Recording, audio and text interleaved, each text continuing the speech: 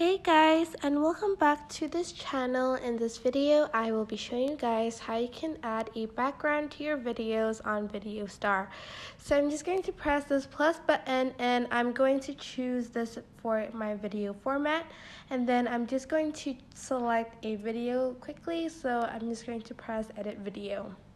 Once I am done finding the video, as you can see, there's bits of background at the sides.